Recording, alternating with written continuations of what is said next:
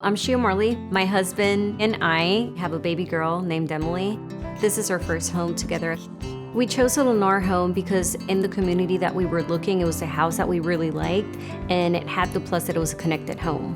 My husband's a seafarer. 45 days he'll be at home, and then 45 days he'll be away. When he's home, we're really after making memories as a family. I use the Ring app a lot because I'm able to download memorable moments, and I get to share those with family, and they can see the baby growing or just us as a family. I didn't know how accessible connected homes were until my realtor showed me this neighborhood full of connected homes, and all my favorite features came pre-installed.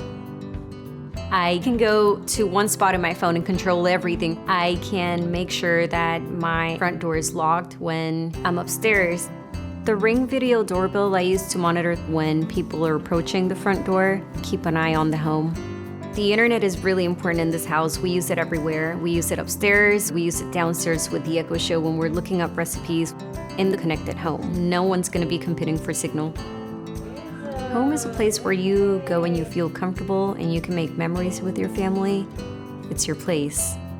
I like that not only are we living in a connected home, we're also living in a connected community.